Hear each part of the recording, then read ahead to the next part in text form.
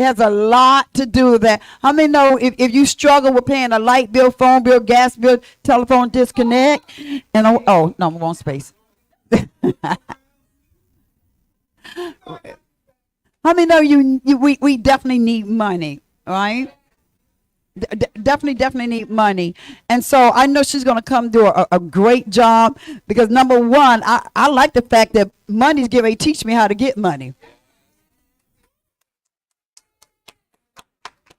I'm going to say that again. Listen, money's getting ready to teach me how to get money. I'm going to step into the church zone just one moment. The problem why we don't got no money because we hanging out with folks who don't have no money. I said somebody get ready to come teach me how to get money who got money. I like that. Right? How many know there's some, when I talk to my clients, I deal with them because many of them have what we call economic failure. Economic failure. They're afraid that they're going to fail. They're afraid that they don't have enough money or a lot of money. So this class is just going to help jumpstart you, right? That's one of the things that when, with my clients, I try to help teach them about money, right? And so I think that is important because I want to see everybody have money. Because I want to be able to call you and tell me, come on, can we go on a ride? Can we go here? Can we get on the plane? Because I'm going to stay on a plane. Right? I'm going to get on a plane or I'm going to get that coach.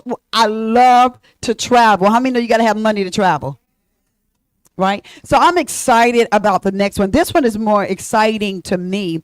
Well, both of them are really exciting because I'm their mentor. And so I love that.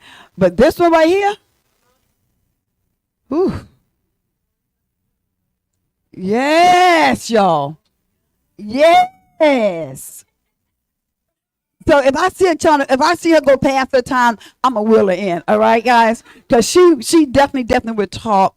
But I have the opportunity to just watch how she's sorting in the world, how she's sorting financially, how they're sorting financially, right? And so, listen, whenever you have somebody around you that have money, if I was you, I'd get close to them. Right? One of my mentors that I really love. How many know Larry Holmes? Y'all like got scared to raise your hand, right? So his daughter is one of my mentors, right? So I believe in money. Definitely believe in money, and he's doing very well. Right? And so listen, I'm not going to hold you any longer. We're going to bring Dr. DeLandro up. Come on and put your hands together for her. So excited. Now that she's also one of the pretty girls. Right? So I'm going to have her introduce herself. And I'm glad that she has her e-books with her. So listen, you don't know. I may come back up and donate 5 of them, right? You don't know. You don't know what I'm going to pull out my pocket next. That makes sense? So if I was you, I would definitely listen. So Dr. Landry, I'm going to turn it over to you.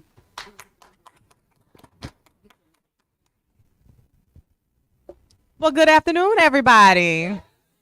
Are y'all still with us after you done ate? All right. We don't have the itis. No? Okay. Everybody don't know about. And for the baby in the room, so Larry Holmes, I'm just kidding. Larry Holmes opened the door for Mike Tyson. Put it that way. Yeah, we are talking about those. I am going to put you in the back, Jason. All right, so yes, today we are going to talk about money, wealth, and the mind. Very briefly, I love how Apostle said, I am not going to be before you long, because I do have the tendency to be long-winded. So I got notes. I'm going to try to just stick with them and call it a day. Today, I am going to transfer wealth into your mind. What does that mean? I'm going to do that through the knowledge of your credit scores. So just a raise of hand very briefly, who understands their credit score? Okay. Do you feel, by raise of hands, that every time you go to the store and you want to use credit or something, that there's a likelihood you'll get denied? Or have you ever had that happen? Okay. That can stop today. Okay. I'm telling you, that can stop today if you choose for that to happen. And so let me stand back here so I stay on my notes. And so Dana just did an amazing job. What Dana just did was transfer clinical knowledge into your mind. So right now, I'm going to give you just a couple of keys to put in your little tool belt. You get what I'm saying? That's all this is. And so, but when you get this knowledge, what are you going to do with it? I just want you to sit in that for about 5 seconds. What are you really going to do with it? Are we here because someone made you come? What is your why behind sitting through this course? You don't have to answer me. That's for you to sit on. But also ask yourself, can you handle the responsibility that comes with wealth? Because we all know the saying, to whom much is given, much is required. That's just it. And so I want to ask, and I want y'all to talk back to me. I love to say a Bible study. This is not a monologue. This is a dialogue. That means I'm not just going to be the only one up here talking. I want you to talk back to me. And so how do you define wealth? Anybody? Don't all jump at once. Right. Okay. What else? Prosperity. I heard something else over here. Stability. Okay. Security. That's good. You said net worth. You talking my language. Anything else? Freedom. Who said freedom? I love it. Yes. Yes. That's really good. Come on, throw them out there. Anybody else? How do you define wealth? Come on. Okay. Serena, I'm just calling you because you just lock eyes with me. So, how do you define wealth? Giving. I hear you, mother. Yes, ma'am. Giving. That's good. And you said freedom. Yes, ma'am. Streams of income. Okay. Somebody else said one more thing. Comfort. Freedom. Do y'all hear that? Nobody, well, one person said a lot of money. But wealth is however you define it. And so when you understand that, it then begins to kind of attract to you as well. It's not just money, although we are going to talk about money, but we are also talking about wealth and your mind. Whatever you think wealth is what it's going to be. Okay? However, Webster's dictionary defines wealth as, and I like to look at root words and all of that too. The historic meaning of wealth in Old English was health. So if you think of your physical health in alignment with how Dana just taught us about more of your mental health, how is your wealth health? I'm tiptoeing into credit, okay? So the same way you go and you do your annual physical on your body, right? You need to check on your credit just as often, at least once a year. That's a nugget from the workbook.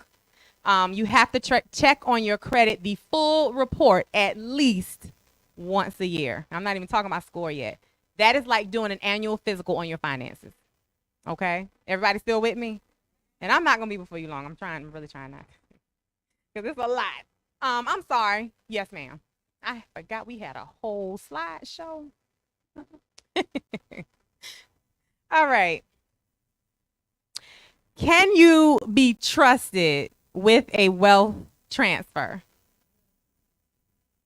I know this is not a churchy event, but I'm going to use this example anyway. Those of you that may know the story of Ananias and Sapphire, his wife, they lied to fire. Thank you. They lied to the Holy Spirit. How? They came into some money. Somebody asked them about it, and what they did was they gave some of it and hid. Thank you. They hid the rest. And when asked about it, they said no, they didn't have it. If y'all know the story, what happened to them? They dropped dead. We continue to play with it. Your money and your wealth can be passed down generationally. I just want people to understand how important this is. And so I just use that story so that you can understand money is a consequence to your own behaviors, but having money also has consequences. Consequences are not always negative. Consequences aren't always positive. But again, we're going to get into that. And so when I came into the realization of your wealth also meaning your health. When that realization hit me, I really stopped and I asked myself, I said, well, is my money healthy? Is my money, thank you. Nadia's keeping up with me because again, I forget we have a slideshow for y'all. I said, is my money healthy? And the way that I did that was through checking on my credit report. So you can check on your credit report for free. You don't know already, like freecreditreport.com or annualcreditreport.com. There's different avenues you can check it. But you don't just want to focus on the score. You want to look at the whole thing. And so I said, am I taking care of my financial health? How many of us can comfortably, if you want to say, I'm taking care of my financial health? Working on it is taking care of it. Okay. Working on it means you're not ignoring it. You know, just like how babies can have that diagnosis of failure to thrive, so can your finances. Okay. So you don't want to negate or ignore and say, I'll get to it. And hopefully by the grace of God, when I get to the car dealership, it'll go through. No, you need to work on it beforehand. I see you. Congrats. Also ask yourself, is what I'm doing to my money slowly killing it, or am I building it up to be everlasting? Money's powerful, y'all. So I am going to jump for a second into the 4 types of wealth, as you can see on the screen. Jot it down. The 4 types are financial. Remember some of the answers y'all gave around the room. Social, what you have, and social status. In society, many societies across the world, social status matters. Look at the Kardashians. What do? Not downing them, but they're wealthy. They have status, and that's what brought their wealth. And now you can have charisma, and it bring you wealth. What do you have that can bring you wealth? That's right. So time. Some of y'all got a whole lot of time on your hands. That's why y'all room look like the thing that, I'm just kidding, Dana's show. But seriously, time with family and friends. I know Shamba mentioned freedom. That's what me personally, that was one of my biggest things to wealth. I wanted freedom. Doesn't mean it's a whole lot of zeros in the bank, but I wanted freedom with my family. That's one of the biggest things for me, because that's time that you don't always get back. And many of you know, another eye opener, my eldest just opted to go to the summer program in college, and it felt like 18 years just flashed before me. It was like, whoa, did I really maximize my time with my child? I didn't, if I'm being real. And many of us have, and many of us haven't. But again, that's my definition of wealth, okay? Then also your health. You can't make money if you don't feel good. If you don't take care of your health, what happens? If you don't take care of your health, what happens? You can't do anything. Or if you do something, it is going to be poorly done because something else inside already has your attention. So you have to take care of your health. And remember, who remembers what the root word of wealth was? It's your health. And there's a meaning behind that. That's right. So the 3 principles of wealth: earn, save, and invest. I go to a lot of financial conferences and meetings, and a multimillionaire came in the room, and he said that's how he made his money. Those 3 principles right there. And it seems so simple, right? 3 little words: earn, save, invest. But what are you earning? Right now, you're earning a plethora of knowledge. It's up to you what you do with it. Okay? Are you saving your money? I just started. I'm being honest. I just started because I like to spend. But you have to define your own principles as well. But you earn, you save, and you invest. I mean, being real, how many of us know how to invest? I see one hand. Okay, just a little bit. If you don't invest your money's going to invest into someone else. So serious.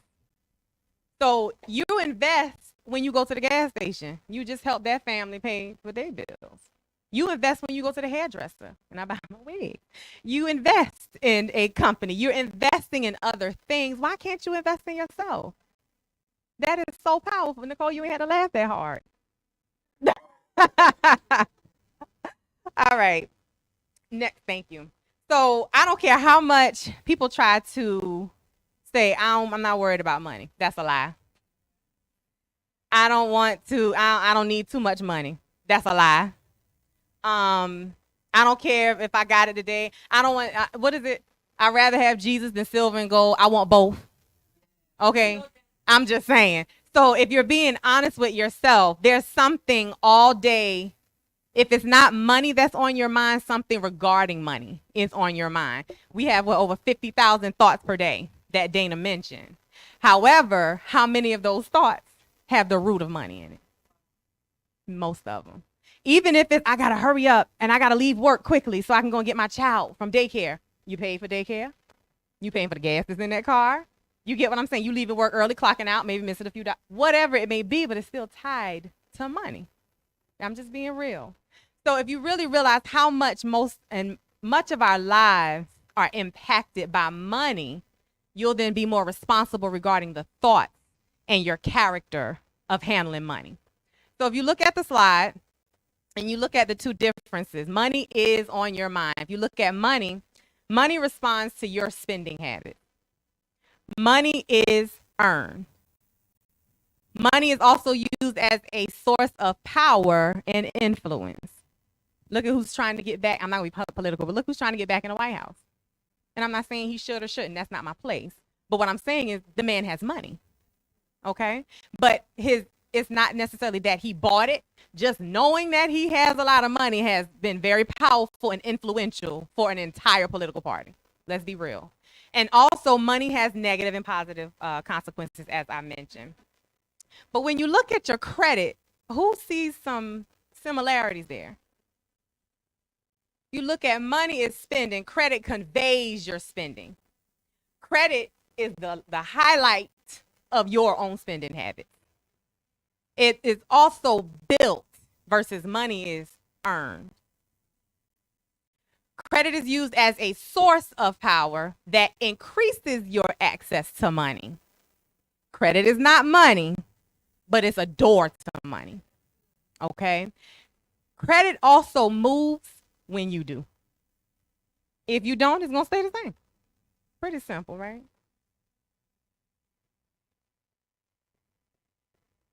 All right. So one of the biggest things when it comes to credit is defining your credit goal. I know I spoke about wealth very briefly, but credit is a type of wealth, type of financial wealth. That's not true. Credit, financial is a type of wealth. Credit is a type of financial. I'm trying to get it all my thoughts like this right now. So defining your credit goal. Do you want to establish or repair? Who knows what it means to establish your credit? Right. Who knows that having no credit is just as bad as having bad credit? So either way, you need to establish your credit. This goal is used, I'm actually going to read this exact slide. This goal is used when first learning about credit or once you've made the decision to stop ignoring. That's the biggest thing, the access to wealth that your credit can give you. You are literally, if you're not pulling your credit, if you're not monitoring it, you are ignoring your own access. I mean, okay, so we're grown, how Dana say, right? How many of us have gone to parties or concerts and have had VIP access or something? Clubs? Y'all, we saved, okay, but how many have you ever? Nobody? I'll put 2 hands up for you. But how does it feel when you get that VIP access card? Say it again, please. Extra, right? Flip. So when you feel extra, you feel powerful. You feel, I got this. You feel special. Thank you, Dana. You feel like I really could do this. You can do that in the first step, saying, okay, I changed my mind. I want to establish my credit. And then you start to take steps. I digress. The next goal that you might want to do is just simply increase your score. Some people might have good credit with a low credit score. Did you know you can have that? You can have a very good report and a low score that is still tied to your spending habits. And so by increasing your score, this goal is attained by your credit habits that are directly linked to your spending. Increasing your score, it just simply gets you to the door, If you have a high credit score or a decent credit score, matter of fact, you can buy a house with a 580 credit score. Let's start there. You can buy a car anywhere between 580 and up. Yeah, they both want about 580, but you actually can get a car for a little less than that, depending on how crooked the car salesman is. Been there. Got my first Benz at like a 560. Had a mortgage payment.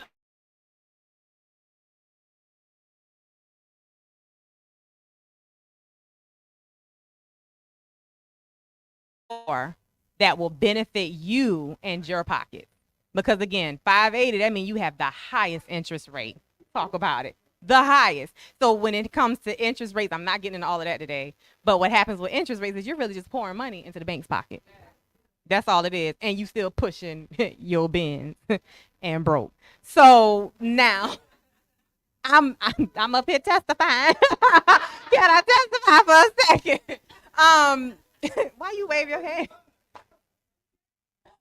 In the air if you don't care. All right. So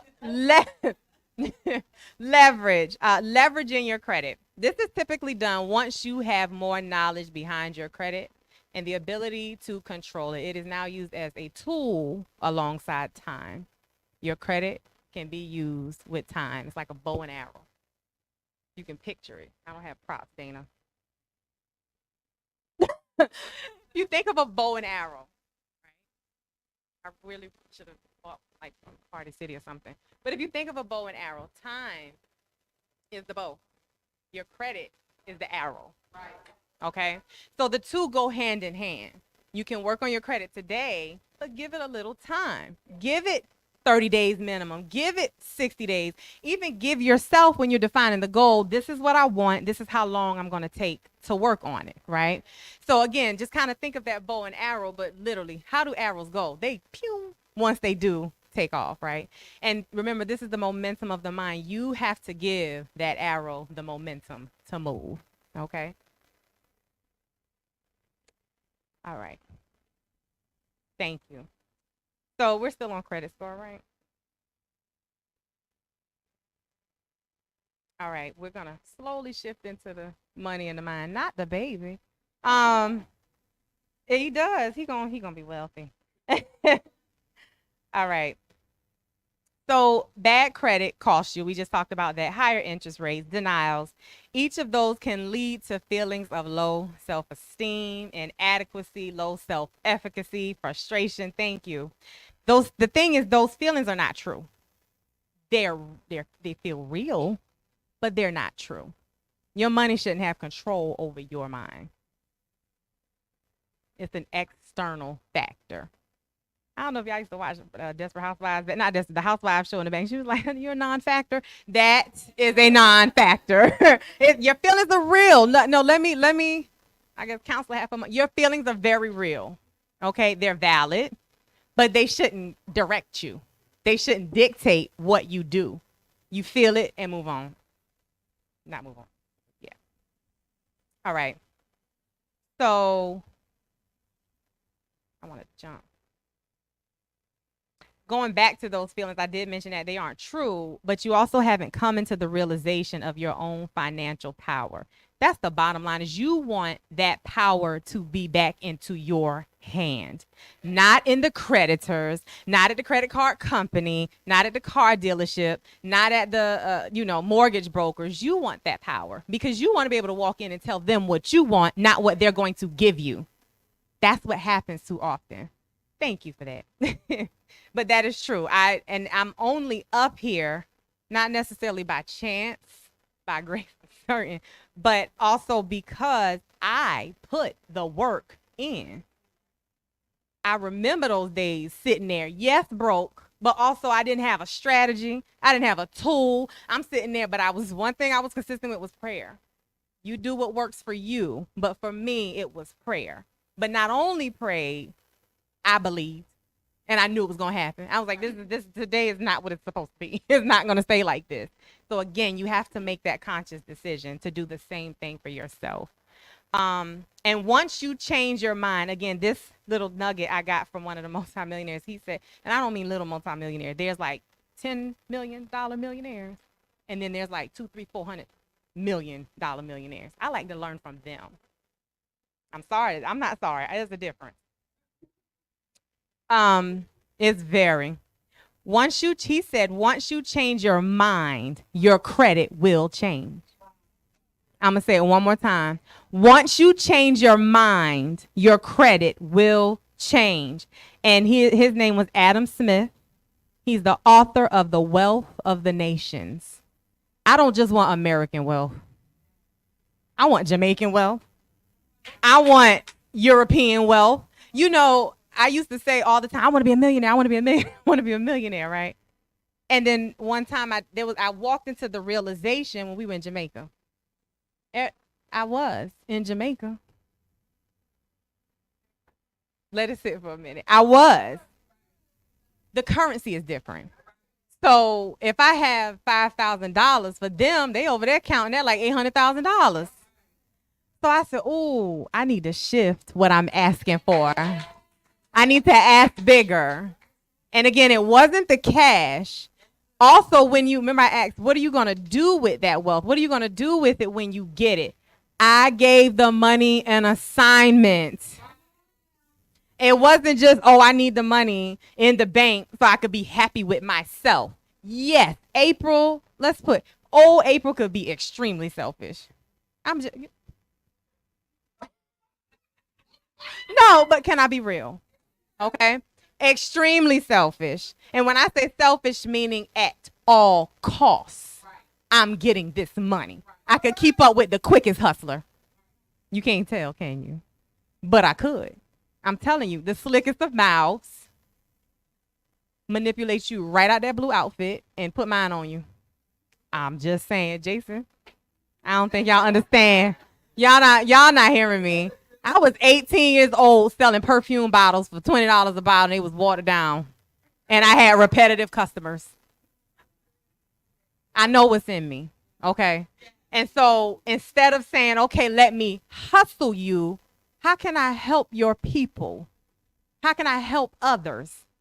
When I tell you that's a mindset shift right there, when you stop saying, "I need this money so my daughter can get these name brand shoes and so I can get the best of wigs," when it shifts, something changes.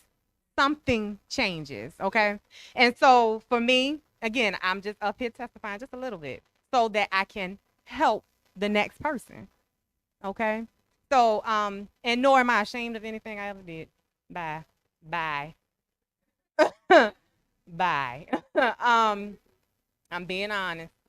So credit is simply one key that can open many doors.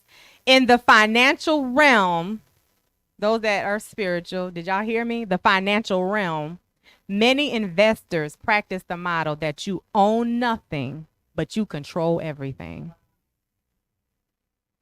I don't think y'all understand. You own nothing. Money can be hidden. How is money hidden? It starts with your credit. And when she starts talking about legacy building too, money can be hidden. You could look on paper like you make $50,000 a year and Uncle Sam can't touch you or your kids' stuff. And that's what the elite do. You can control everything that your hands touch. So I'm going to back up a second because I went a little bit ahead of myself. On the screen, you see the 3 major credit bureaus. Experian, Equifax, TransUnion. How many have heard of them? See, y'all know them, huh? Y'all just avoiding talking to them, I guess. They start calling you, and now they got blocked. I was like, let me just block them. So those are 3 major credit bureaus, but there are other credit bureaus. Did y'all know that? It's a lot. It's a lot out there. And what happens is the 3 of them are not always on one accord. I'm going to give you a few nuggets. They're not always on one accord. They don't have to be. Not every one of them will report the same. Experian and Equifax actually get more information than TransUnion, and sometimes TransUnion will pull from the 2 of them. And this is where your job comes in, okay? So you're dealing with the 3 major credit bureaus. You pulled your credit up, and you're like, this isn't true, or that was true a decade ago, or whatever. They when you pull up your credit report, if you're familiar, they have your old names, old addresses, phone numbers. That's that one right there. You have the wrong identity. I don't know who are you reporting on, because April today. It's not April 10 years ago. So who are you talking about? This is not me. That's in every facet of life. So that is called that is called the burden of proof. I hope y'all got your pens out. That is called the burden of proof. The three credit bureaus, when you reach out to them, mind you, I said reach out to the bureaus, not the debt collectors. Some debt collectors are covered by law, where if you reach out to them, that has restarted your financial clock. They have 7 years to get that stuff off your credit. At literally, this is year 7, day 1, I'm calling because you can't sit and weigh me down anymore. So, but even you don't have to wait for the whole 7 years either. That's a whole nother story. But what happens is you reach out to the credit bureaus, you're talking to them about burden of proof, and you're going to say, prove to me that you say I am who you say I am. Y'all need me to say that again? You prove to me my identity. Prove to me my signature. Is that mine? And it's not saying you're lying. All you're saying is prove it. And that's not being snaky or anything, because as consumers, we're covered by so many laws. We just sit there with these terrible credit scores and credit reports, and you don't have to. In this handy dandy book, there are letter templates if anyone's interested. Because as I mentioned, there are levels to this. You know how they say that? There's levels to everything. It's literally levels to establishing your credit, leveraging your credit, repairing your credit, how I mentioned before. So those three credit bureaus are the ones that hold the power right now until you do something about it. And I just want to keep that up. So when you pull your credit report, you look at all the inadequacies. You start there. You're going to look at all the things like, I did that. Oh, child. I co-signed for that one too, huh? You start looking at those things. And you're going to take it and say, okay, let me come up with my strategy. Always, in my opinion, I'm not a financial advisor. I'm not a debt attorney. I'm just someone that has walked through this, okay? And so you're going to take a look at it. I always start with the newest one first because they hold the most weight. Do you know that a lot of credit repair agencies will actually tell you to start with the oldest one first? Why am I going to start with something that's going to fall off? You attack what's new, okay? And so once you decide, okay, this is what my strategy is going to be, this is my timeline, I'm going somewhere with this. This is my timeline. You're then going to use templates. And when I say there's levels to this, there are literally, you start off level 1. This is, hey, prove to me who you think I am. They're going to respond back with something. They might try to send you the bank statement or the credit card bill statement. No, that's y'all paper. Level 2. Send me who you say I am. They're going to try to send you something else. Typically by level 2, they are gone off your credit. Unless they're ready for a fight. They're usually ready for a fight after about $15,000. Usually. If it's a couple hundred, they just being petty at that point. I just want y'all to know that. So you may see the letter templates and be like, this is so overwhelming. I don't know if I can do this. I don't know if you might not reach every level. You haven't even tried the first one yet. Try. Mail those letters out. Just give it a chance. And a lot of times, I'll be honest, I sent a whole lot of letters out, and it took about 60 days, and a majority of them were gone. They didn't even respond to me. I was like, hey, you couldn't prove who I was. Couldn't prove it because I was ready. Ready. All right.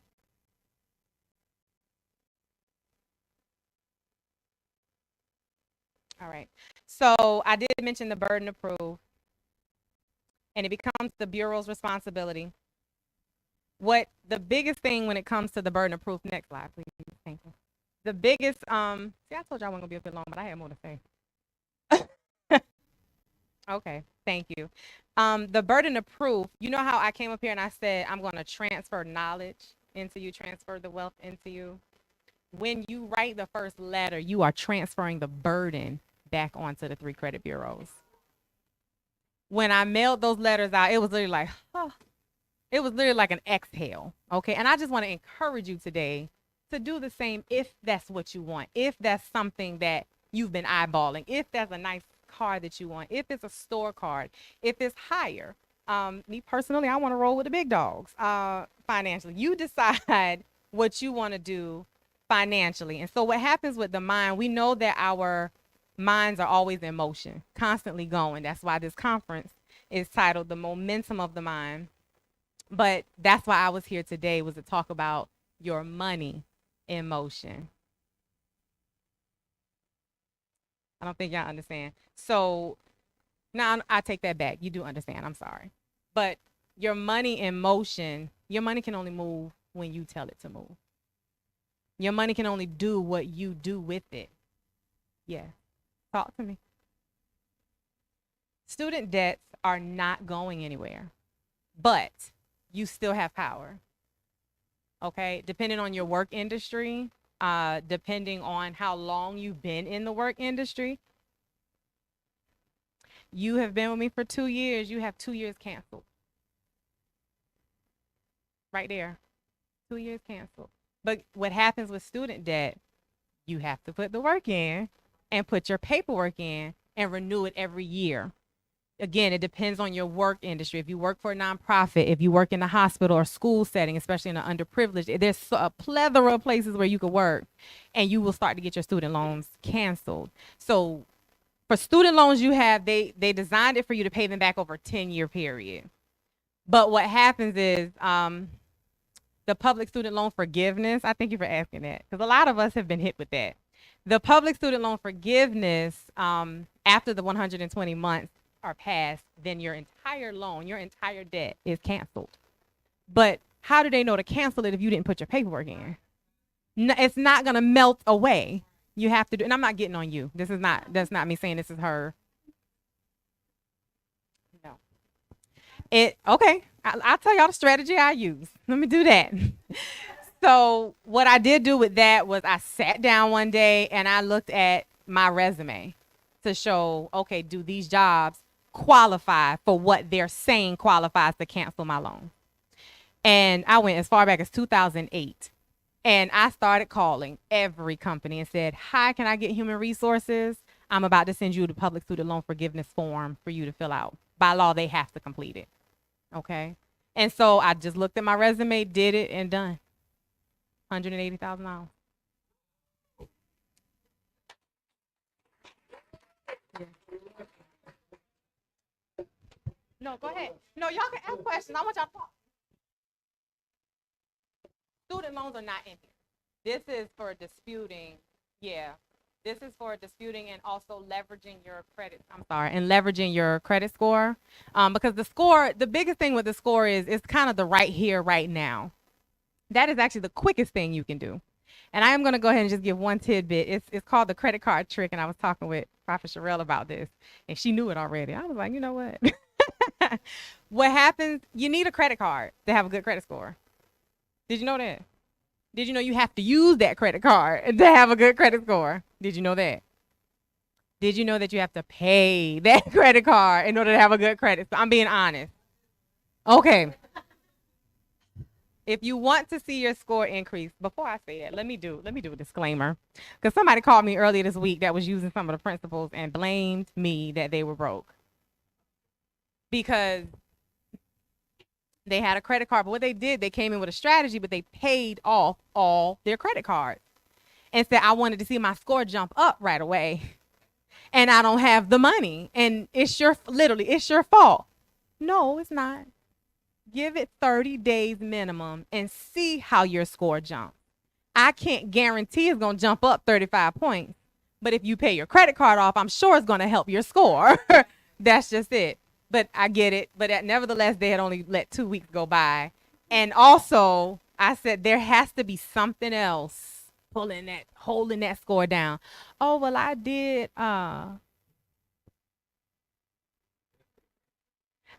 have something from somebody on their Discover card, and I was helping them out. I can't help you then. I can't. And a lot of us people pleasers are trying to be nice and helping others. You messed yourself up in the process. But do you know that's the easiest thing to get off your credit? When you co-sign for somebody else. Because that's their debt. Prove to me who you think I am. How you don't know they didn't forge my signature? You're not saying you didn't, but you're making them question themselves. I'm just being honest. Don't lie. I'm so serious. You don't. The riches come without sorrow. That's just it. So you're not gonna sit here, and I paraphrase that, but you're not gonna just sit there and lie. Okay? Don't. That's not gonna work either. You gotta be. There's some no. Well, no. Just if you just question them, and by trade, the audacity, I'm an investigator, and so I don't have a problem questioning you till you blue. I was ready to fight. But it wasn't just, oh, because I want good credit or because I want a higher score. I was opening the doors for my children. And one of my son's graduation gifts that he knows a little bit about, my son is at an 800 credit score. And he cannot touch it. He's not ready to touch it. You don't want to give something too soon either. And so I'm just setting them up for their inheritance now. I can't give you the cash because I don't have it myself all the way yet. But I know some other things I can give you.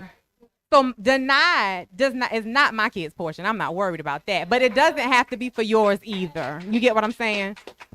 So, and again, it's the little tips and tricks that work that make it shoot up like that. So going back to the credit card trick, you have a credit card, I don't know, $100. Let's just say $100 credit card. And your bill is due on the 30th of every month. 12 days, I hope you got your pen out. 12 days before the bill is due, not the statement date. 12 days before the bill is due, you're going to pay 80% of that bill. You shaking your head, yeah, you get me. And it works, see, when you get knowledge, share it. On the due date, you then pay the remaining 20% if you have it. If you don't, you've done enough with that 80%, you won't see your score shoot up, so. There you go. She just said it. Say it a little louder for me, please.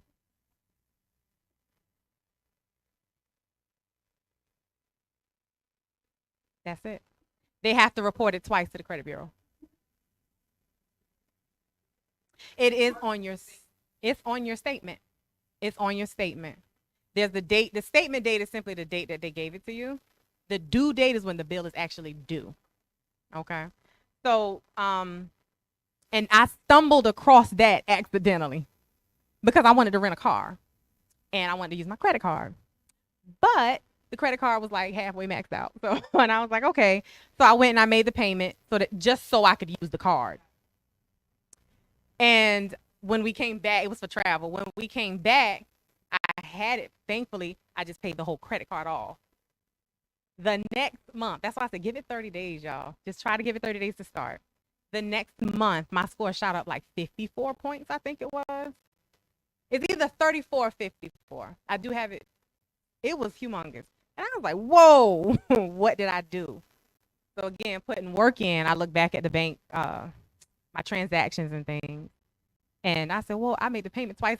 And what happened was the credit card company called me and said, did you make the payment in error? I was like, I didn't. But see what you're up against, right? Because they were willing to credit it for the following month. I said, no, keep it there. Keep it there. It's already paid off because if you send it back to me, I'm going to go buy something. If you credit it for next month, I'm going to use the credit card. And so what then happens, she said, no, we typically don't get double payments in a month or in a billing cycle. And so I was like, oh, okay, no problem. And then I saw it later on my credit score. It was over from there. Do you hear me? It was over. I said, wait a minute. What did I just stumble upon? And so I just thought that was amazing. That is one of the credit card tricks. Another one, okay, if you want to establish or repair your credit, you can do how I did. My credit was so bad. It just is what it is. Y'all, I enjoyed my 20s. Do you hear me? Enjoyed it. And what I did was I got a secured credit card. Remember Dana mentioned investing in yourself, right? Getting a secured credit card to repair your credit, that is a form of investing in yourself, even if it's $200 or $300. Once you do that, and after a couple years, they actually started increasing the credit limit on those cards. But that was how I got the jump start. I got just enough to purchase a house. And that was before I started Real Credit Repair. Does that make sense? So, but you also don't want to get to a point of just enough. And I said this to Ashley in the back. You also want to stay ready so you don't have to get ready. And so when it comes to your money, your finances, you want to make sure your credit stays good. Once you get it to a certain level, you want to keep it that way. Because you have personal credit, absolutely. I know I'm almost out of time. Okay. There is personal credit, but how many business owners do we have? Or aspiring business owners or entrepreneurs? Come on, don't be shy. Raise your hand. It's the place to do it. Right. How many of you have business credit? Talk about it, Shalom. You got to have business credit. And that's also not only to leverage your business, but to grow your business. I learned some things along the way. But your business credit is initially established on your personal credit. And you have to have higher personal credit to get business credit. You can get into an FHA house for 580. But you sure can't get no business credit with 580. You can't get no business credit until at minimum 720. They're not even, you're going to look, laugh, and close their laptop. I'm so serious because they did it to me. I used to get denials back so quickly when we first started. Yes, sir. The Duns. Can you talk up a little bit louder? Yes, sir. Yep, you absolutely right. So the Dun and Bradstreet, also known as your Duns number, is your business credit score. Who said it? Thank you. That's your business social security. One, they say business credit score because they see the EIN. Yes, ma'am. You got it. So Dun and Bradstreet, which there's another entity, I can't think of the name right now. Banks claim that they're slowly trying to move away from using Duns numbers, but they're not. You can still check your business credit worthiness through Dun and Bradstreet, also called Duns, DUNS, and that's for those that want to read up, Google up on business credit. And business credit is used if you need some type of business loan or if you need to purchase vehicles for the business credit cards. They are looking at the Duns number. And it's a different ratio. I think it's on a scale of 1 to 300 max. So a 300 Duns is like a 850 personal credit score. Understand? Everybody good? Okay. Yes, sir. Yes, sir.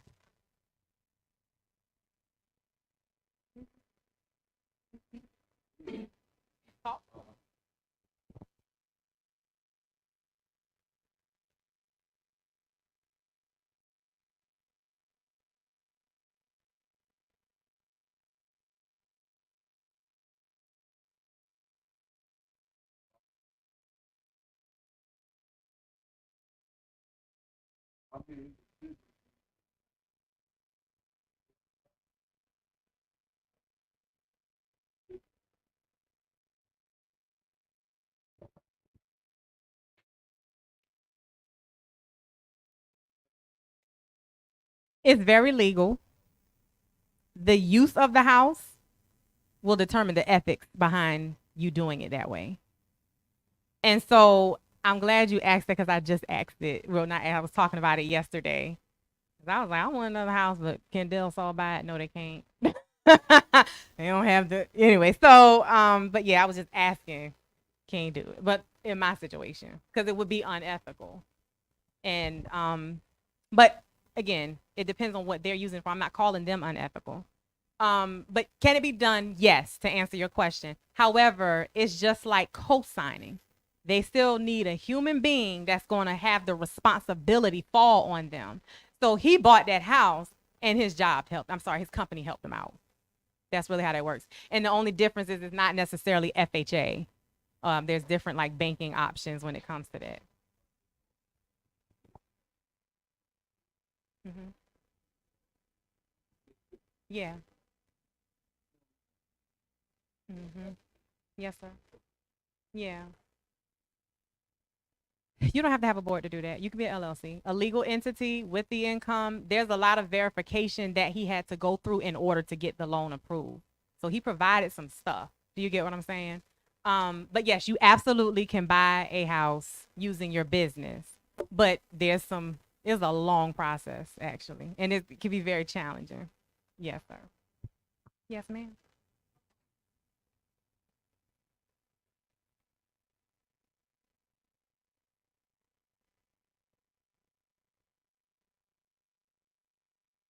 Mhm.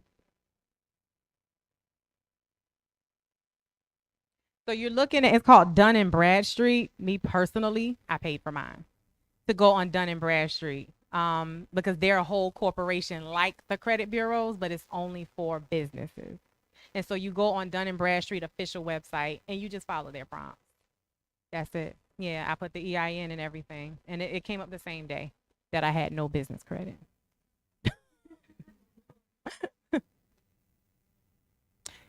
So I started the business credit with a business credit card, the same way you start your personal. I'm just kidding. No, yes.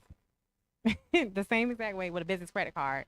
After that, I got the card. It opened the door for us to get our first program van. Y'all remember that, right? We got our first van. So now having that credit card in the van, it started something. And yeah, and it pays on time. Yeah, the same way you do your personal credit. The same way. Yes, sir. Yes, please.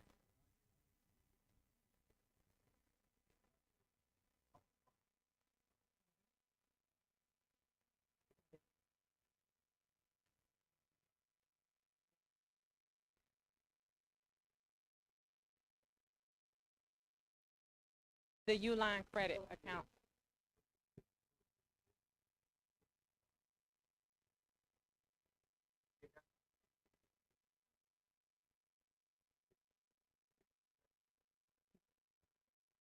Yeah, thank you for that. So, but yeah, you absolutely can use the Uline credit, but that's a line of credit. That's a credit. So either way, you getting a credit card or a line of credit to build your business credit. Yeah, but you're absolutely right. And I am going to shout him out. Shalom does have a very profitable business. A couple of them, actually. Yes, he does. All right. So I'm going to go ahead and wrap it up. As you can see, the conclusion, money is always on our minds. Let's be real about it. Let's start there, right? Whether we realize it or not, whether we want to agree with it or not, it's on your mind. Okay. And then the power of wealth, though, where is it, y'all? It really is. You can be wealthy. You are wealthy. It really is that mindset behind it. So if y'all don't have, does anybody have any questions? Any additional questions?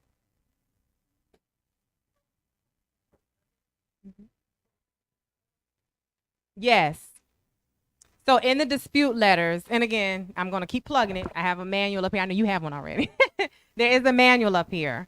And what happens is there's levels to the letters. And that first level is, hey, prove to me who you think I am. And then you go from there if you need to, based upon the creditor's response. That's it. Not the creditors, I'm sorry. The credit bureau's response.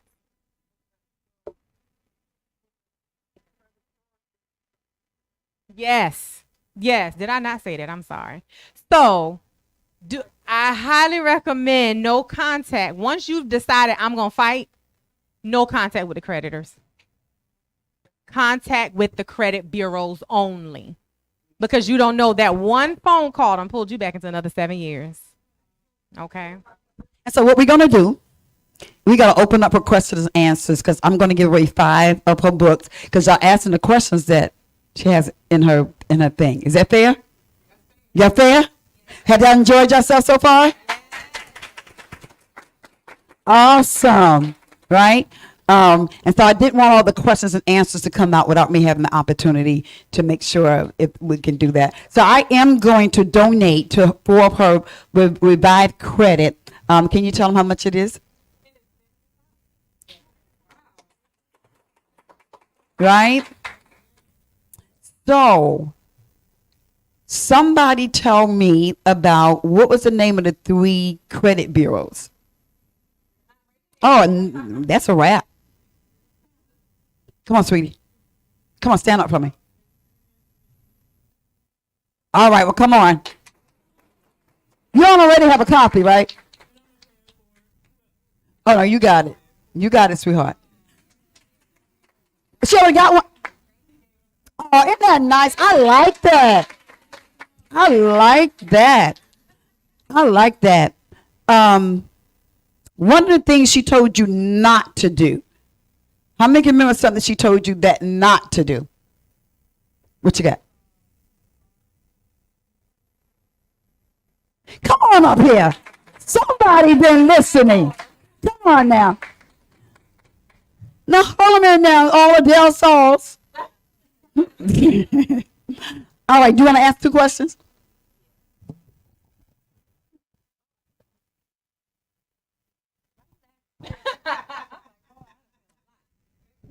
Okay, so while she's somebody who want to stand up and tell me what did they learn from her?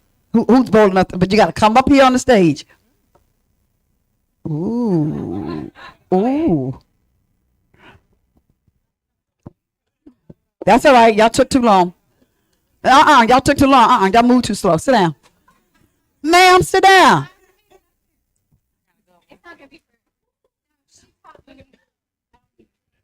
She taught me before about paying on the credit card. It really does. She taught me about the credit card thing before this when I was asking about building credit. It really does. The 2 payment, it tricks them into thinking you're overpaying. Like she said, they called her back. Like, you want this back? You can have it. I put it next month because they don't want to report that twice. That only makes it go up. That trick works, and I boosted mine up to 750. That's because you got inside scoop. I ain't mad with you. All right. Okay, go for it. There it is. I Remember, love there her. were 3 categories as far as defining your credit goals. One said, Don't tell it. well, no, I want them to give me Oh, okay. the third one. The third one. It's all right. I was coming to that though. Nope. The 3 categories of defining your credit goals. So remember, I'll give them the first one. Not the jump up. The first one was either you want to establish or repair. And then there was 2 more, right? You close. But no. Go ahead, Shantae. She done gave it to us. We ain't cheating. We ain't cheating. What you got, sir? Number 4. You And got it? Yeah. Is that the answer? Yes, that's All right, it. come on. Chairs and plates. And the thing with leverage, that is one of the biggest keys to wealth, is once you learn how to leverage your credit. Leverage simply means I use my credit to work for me. That's what the big dogs use. They leverage. Yeah. All right. Is that it? How many we give away? We got 2 more books. Oh, we got 2 more. All right. So what did the multimillionaire tell me? Somebody was already kind of spitting it out. It was 3. That is one of them. So yeah, go ahead and take that it. That Yeah. is one of them. How was the question? One more. The 4 types of wealth. Mm-mm. Yes, come on up here. But thank you all so much. Awesome. So, did you guys enjoy this? I love it. I love it. And listen, we're going to be listening for feedback because I'm going to ask her how they doing, how your credit doing, right? So we definitely want that. So listen, again, thank you guys. But listen, we're excited for tomorrow, right? Definitely excited for tomorrow. Matter of fact, all the speakers for tomorrow is in the house. Right? All the speakers are in the house. And I'm so excited that they're going to be teaching on tomorrow. On tomorrow, we have Victor Denson that's going to be doing Momentum of the Mind. What was it? Okay, get the mic. Tell us what you're doing. There's a mic in front of you. Awesome. I had it all wrong. Right? None other than Mr. Purdy. He's going to be, come on, I ain't going to mess yours up either. Go ahead. What you teaching on tomorrow? All right. All right. So listen, y'all got some significant others, fathers. Listen, I will bring them here, right, to help them with that. All right. And so none other than Miss Sherelle Merton. What you going to be doing tomorrow?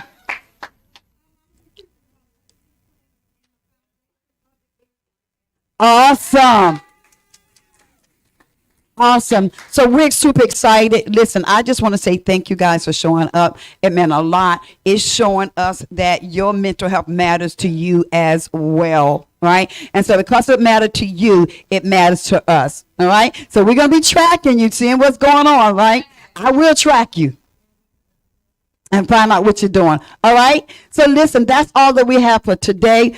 Please feel free if you want to get some of the snacks and all of that. But again, thank you guys for coming. All right.